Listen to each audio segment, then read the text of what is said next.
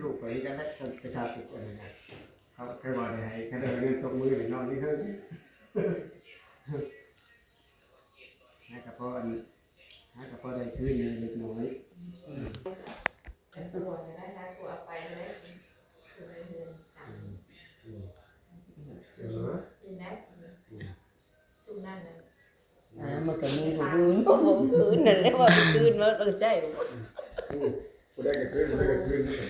อายน้อง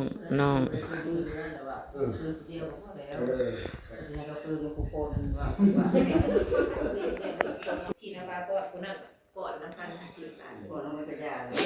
เรื่องเดียวกับพ่อร้านเรือทงเหลือได้อยู่เดือนหนึ่งเมื่อเดือนไปเนี่ย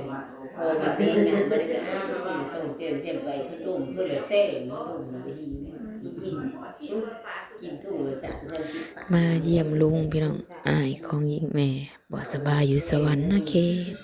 ไปยิ้มชื่อจมเบิดถึงแล้วยิ้มมันจะกินเดือนหนึ่ง50,000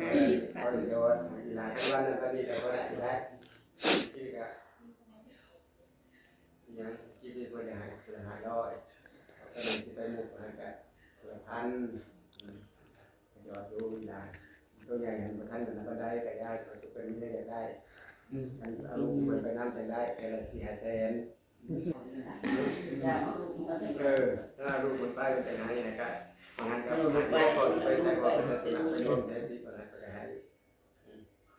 กันนี่ก็ได้อยู่นะ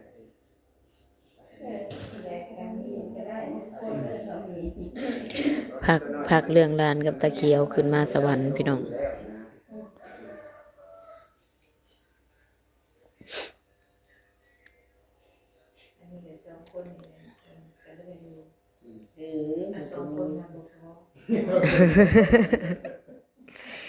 เรือกับบ่พอก็มีเรือก็มีบ่พอเลยไปสิไปจำไปเรือบดกันเนาะ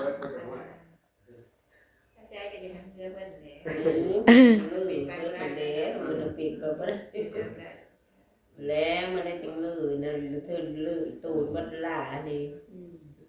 ยังมันกับลูกโจมกับลูกไปใส่ตอนนี้ยังเห็นได้ป้าตายคือป้ามาตายนี่แหละเป็นข่าวและพ่อแม่เขาเป็นถูกปะนะได้เปิดได้เขาก็ว่าพ่อแม่ก็เป็นที่ว้าว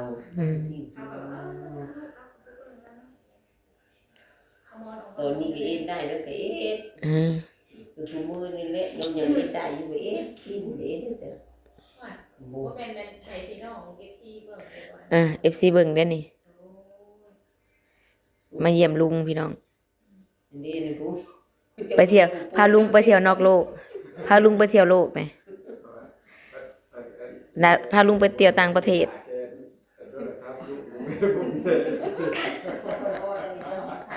นอนโคตรเลยติเช็คอันนี้ก็เมาข้างบ่นี่นะทิ่มพัวมาพัวเมาอีสมว่าแม่ถ่ายรูปมันน่ะเฮาน่ะตกใจปะโนว่าซั่นนอนหลับอีโซนน่ะเห็นพ่อใหญ่ไปนอนไปน่ะตกใจเป็นโดนที่บ่พูดว่ามึงกาวนี่ไปแถวได้ยังเมื่อยมาแล้วย่างต่อแล้วเฮ้ยป้าใบหน้าอันนั้นซื้อใบเป้าต่อมันดีป้าใบหน้าใบเย็นดีๆเนาะเว้ยเอาคือจะนั่งเด็กเองนะจะมีสมองแต่ละนี้เงินบาทจีวัดถุมีเท่านั้นที่บาทช่องเพราะว่ามันอื่นตัวแรงบ้านโมงคนนี้เป็นมาร่วมของการเองแต่ผมเลิกร่วมกันเมื่อเคยทำกันคนเมื่อผู้เดียวคอยชมคอยอย่ามาชมครับแต่ก็ยากเมื่อจับจะมาร่วมจะคนได้ตรงนั้นจะคนผู้น้อยนอนกับพ่อเฒ่าเสริมจีขาบ่ใหญ่คันมือดิให้ตีเด้นะ อยู่ทางกินแล้วเนาะตับนะกินกับข้าวนี่เด้อข้าวคือบ่ได้โบกฮะข้าวคือบ่ได้โบกเออ จะให้จะยอมกิน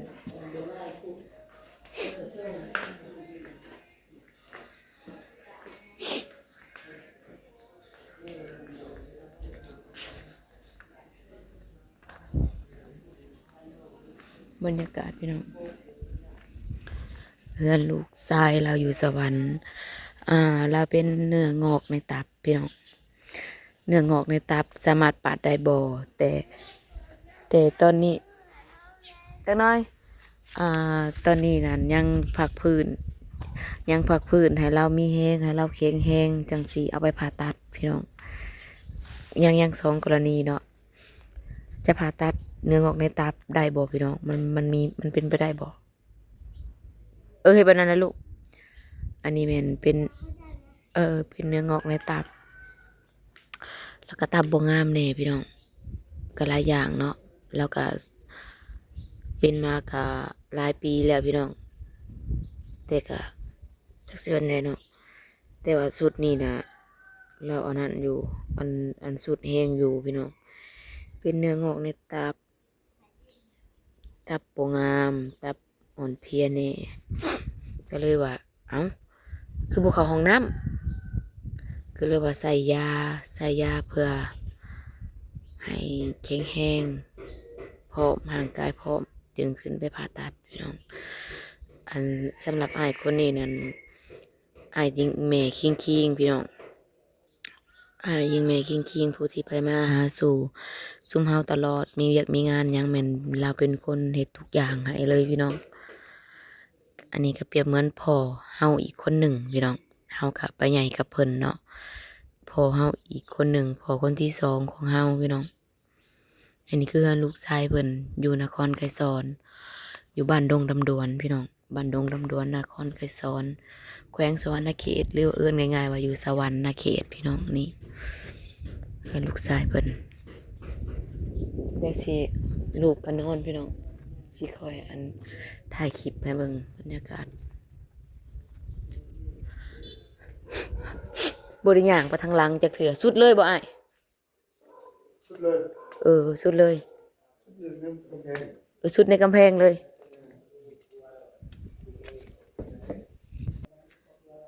สุดปุดเลยพี่น้องดินเราสุดปุด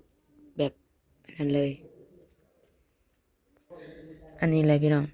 อันนี้คือดินในเมืองเนาะพี่น้องเนาะมันจะเป็นแบบสีมันจะหอมสีอันนี้ก็เพื่อนบ้าน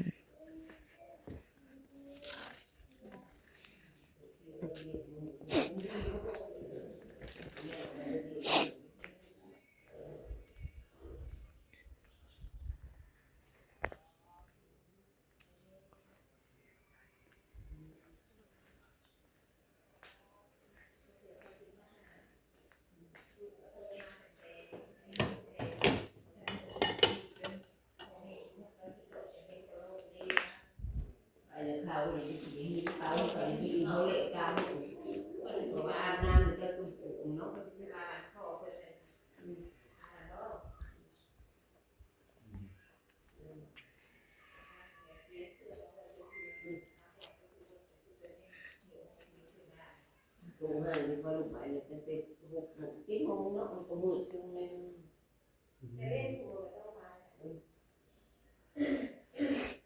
เจ้าทันไปโทรมาพ่อกับเรามาเด้อเราไม่โทรเราไม่ได้หรอกโทรก็บุกทางถึงโว้ยว่านั่นสิเป็นปริมาณเพราะว่านี้ตรงแกงหรือไม่กับเกามาอยู่ไปกินเขาเลยบ่อันนี้ตอนจะโทรไปแกไปได้แม่แม่บัวลาไปหาอาบน้ำเมียเพิ่นมาเนาะบ่แล้วบอกว่าเป็น2 ชั่วโมงสิเอาพ่อมาเพิ่นยังว่าหิวทงละไม้กับแกงละไม้กับช็อตมาออกมาบ่ละพ่อป้าเพิ่นเจออยู่บ่ละแล้วก็เจ้าเพิ่นวิทย์ให้มันกับ